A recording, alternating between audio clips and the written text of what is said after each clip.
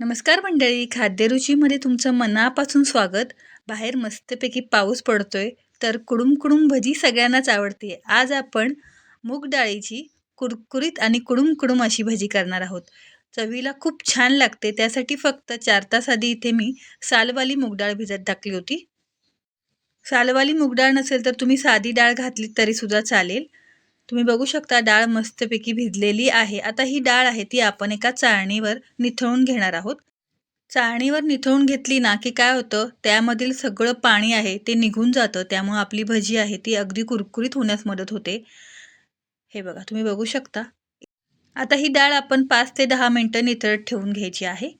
पाणी पूर्णपणे निघून गेल्यानंतर ही डाळ आहे एका मोठ्या मिक्सरच्या भांड्यामध्ये आपण काढून घेऊया. अगदी पटकन ह्या भजी होतात. काही वेळ लागत नाही, पण तुम्हाला खरं सांगते, चवीला खूप छान लागतात. आता त्यामध्ये अर्धा इंच आलं घालायचं आहे आणि 2 ते 3 हिरव्या मिरच्या घालायच्या आहेत. इथे मी तिखटच मिरच्या घेतलेल्या आहेत आणि चरचरीत अशी ही डाळ आपण वाटून घ्यायची आहे. आता मिक्सरला वाटून घेतलेली डाळ एका भांड्यामध्ये आपण काढून घेऊया. आता संपूर्ण वाटून घेतलेली डाळ आपण एका बाउलमध्ये काढून घेतलेली आहे. त्यामध्ये बारीक चिरलेला कांदा घालायचा आहे. इथे मी मध्यम आकाराचा कांदा घेतलेला आहे. बारीक चिरलेली कोथिंबीर घालायची आहे. खूप सारी घालूया, मला फार आवडते म्हणून. आणि 1 चमचा इथे मी डाळ ठेवली होती अख्खी, ती सुद्धा घालूया. म्हणजे भजीमध्ये अधी-मधी डाळ आली ना, की खायला खूप छान असं लागतं. त्यानंतर इथे आपण पाव चमचा हळद घालूया. 1 चमचा धने पावडर घालायची आहे. अर्धा चमचा लाल मिरची पावडर घालायची आहे आणि चवीनुसार मीठ घालूयात. आता ओवा इथे मी अर्धा चमचा घेते आणि हातावर अशा प्रकारे क्रश करून घालायचा आहे. म्हणजे ओव्याचा जो स्वाद असतो तो छान असा भजीमध्ये उतरतो. हे बघा, छान असा क्रश केलेला ओवा घालायचा आहे. आता हे सगळं साहित्य आपण घातल्यानंतर छान असं मिक्स करून घ्यायचं आहे. हे बघा, अशा पद्धतीने डाळ आपण छान नितळून घेतलेली आहे.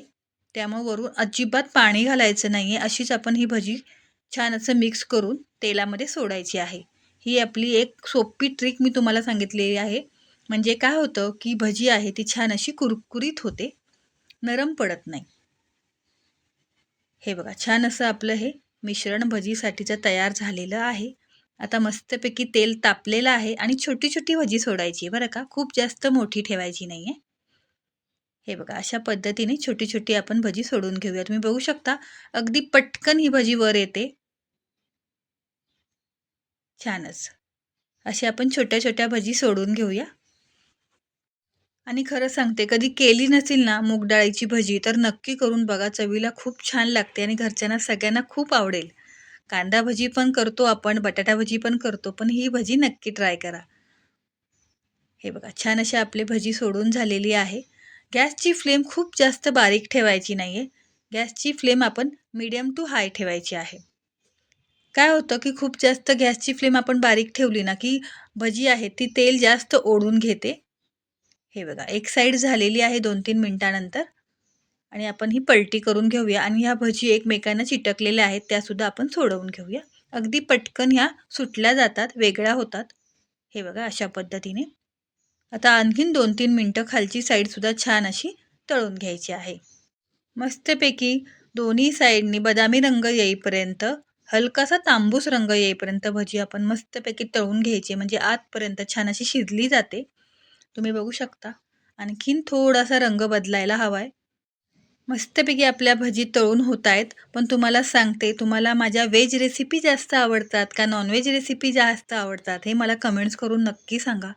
कारण की आमच्याकडे अलिबाग साईडला कोकणी पद्धतीने नॉन-व्हेज खूप छान असं बनवलं जातं आणि मी पुण्याला राहते. त्यामुळं पुण्याच्या व्हेज रेसिपीसुद्धा खूप छान असतात. त्यामुळे तुम्हाला कोणत्या रेसिपी जास्त बघायला आवडतील मला कमेंट्स करून नक्की सांगा आणि माझ्या चॅनल खाद्यरुची मराठी रेसिपीला पहिल्यांदा पाहत असाल तर लाईक करा, शेअर करा, सबस्क्राईब करा. तुम्ही बघू शकता मस्तपैकी आपली ही भजी तळून झालेली आहे. रंगसुद्धा सुरेख आलेला आहे. टम्म अशी फुगलेली आहे, अजिबात सोडा न वापरता. आता ही भजी आपण काढून घेऊया आणि आणखीन एक घाणा आपण तळून घेऊया. मस्तपैकी कुडूम कुडूम अशी ही मूग डाळीची भजी तयार झालेली आहे. तुम्ही पण ह्या पावसाळ्यामध्ये नक्की करून बघा आणि माझी रेसिपी आवडली असेल तर लाईक करा, शेअर करा, सबस्क्राईब करा. वरून अगदी कुरकुरीत आणि आतून एकदम सॉफ्ट अशी आपली ही भजी तयार झालेली आहे. पूर्णपणे शिजलेली आहे. रेसिपी आवडल्यास लाईक करा, शेअर करा, सबस्क्राईब करा. धन्यवाद.